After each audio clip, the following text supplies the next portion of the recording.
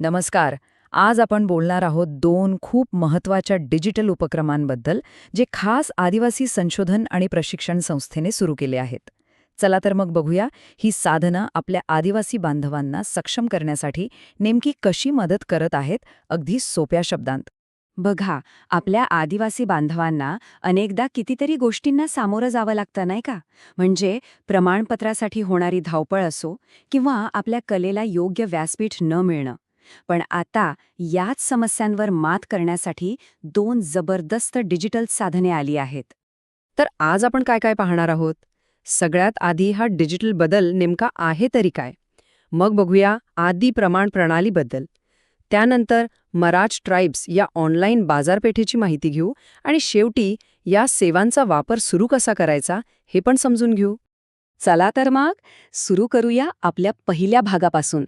ह्यात आपण पाहणार आहोत की कागदपत्रांच्या जंजाळातून बाहेर पडून आधुनिक डिजिटल प्लॅटफॉर्मपर्यंतचा हा प्रवास कसा झालाय आणि तो किती सोपा आणि वेगवान आहे. विचार करा, पूर्वी कसं होतं? कागदपत्रांची ती किचकट प्रक्रिया, मर्यादित बाजारपेठ यामुळे किती अडचणी यायच्या. पण आता बघा, या नवीन डिजिटल पद्धतीमुळे सगळी प्रक्रिया तर सोपी झालीच आहे, पण सगळ्यात महत्त्वाचं म्हणजे आपल्या कलाकारांना थेट जगभरातल्या ग्राहकांपर्यंत पोहोचण्याची एक खूप मोठी संधी मिळाली आहे. बरं, आता वळूया आपल्या पहिल्या आणि खरंच खूप महत्त्वाच्या डिजिटल साधनाकडे, आदी प्रमाण.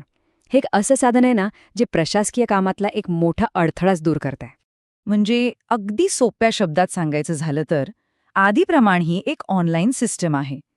हिच्यामुळे जात वैधता प्रमाणपत्र मिळवण्याची जी किचकट प्रक्रिया होती ना, ती आता पूर्णपणे डिजिटल आणि एकदम सोपी झालीय. आणि या प्रणालीचा उद्देश अगदी स्पष्ट आहे. वैधता प्रमाणपत्र मिळवण्याची सगळीच्या सगळी प्रक्रिया सुलभ करायची. यामुळे होणार काय, तर अर्जदारांचा वेळ आणि श्रम दोन्ही वाचणार आहेत आणि कामाला एक जबरदस्त गती मिळणार आहे. एक गोष्ट लक्षात घ्या, सध्या ही प्रणाली पायलट बेसिसवर म्हणजे प्रायोगिक तत्वावर सुरू आहे. याची सुरुवात झाली आहे अनुसूचित जमाती प्रमाणपत्र तपासणी समिती पुणे येथून आणि याच्या कार्यक्षेत्रात सध्या 5 जिल्हे येतात. या प्रायोगिक कार्यक्रमात पुणे, सातारा, सांगली, सोलापूर आणि कोल्हापूर या 5 जिल्ह्यांमधल्या अर्जदारांसाठी ही सेवा उपलब्ध आहे. आणि या प्रयोगाच्या यशानंतर ही सिस्टीम लवकरच संपूर्ण राज्यभर लागू करण्याचे प्रयत्न सुरू आहेत. चला आता बघूया दुसरं महत्त्वाचं डिजिटल साधन. हे थेट आर्थिक सक्षमीकरणाशी जोडलेलं आहे आणि आपल्या कलाकारांसाठी तर ही एक सुवर्ण संधीच आहे. महाट्राइब्स हे एक ऑनलाईन शॉपिंग प्लॅटफॉर्म आहे, म्हणजे ई-कॉमर्स प्लॅटफॉर्म. याचा उद्देश एकदम सरळ आणि साधा आहे. मधल्या लोकांना दूर करायचं आणि आपल्या आदिवासी कारागिरांना, बचत गटांना त्यांच्या उत्पादनांसाठी थेट एक ग्लोबल मार्केट मिळवून द्यायचं, जेणेकरून त्यांच्या कामाचा योग्य मोबदला त्यांना मिळेल. या प्लॅटफॉर्मवर गेल्यावर तर आपल्या आदिवासी संस्कृतीचा खराखुरा ठेवा बघायला मिळतो. पारंपरिक हस्तकलेच्या सुंदर वस्तू आहेत, स्थानिक बचत गटांनी तयार केलेली एकसे एक दर्जेदार उत्पादनं आहेत, सगळं काही एकाच ठिकाणी. इथून काही खरेदी करणं म्हणजे केवळ एक वस्तू विकत घेणं नाहीये, तर आपण एका परंपरेला आणि त्या कलाकाराला थेट आधार देत असतो. त्यामुळे www.mahatribes.com या वेबसाईटला एकदा तरी नक्की भेट द्या. ठीक आहे, तर आता सगळ्यात महत्त्वाचा प्रश्न, ह्या दोन्ही सेवांचा प्रत्यक्ष फायदा कसा घ्यायचा?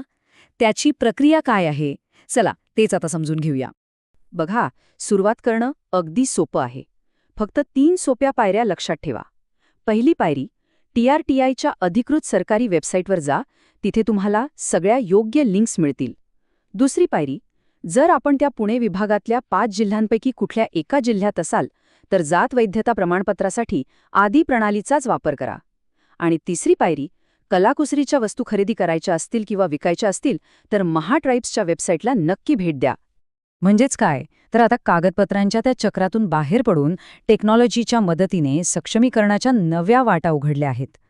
आणि हा बदल फक्त एक सुविधा नाहीये, तर ही प्रगतीच्या दिशेने टाकलेलं एक खूप मोठं पाऊल आहे. आणि ही तर फक्त सुरुवात आहे, नाही का? जरा विचार करा की ह्याच सारखे डिजिटल उपक्रम शिक्षण, आरोग्य आणि प्रशासनामध्ये अजून किती मोठे आणि सकारात्मक बदल घडवून आणू शकतात. यावर खरंच विचार करायला हवा.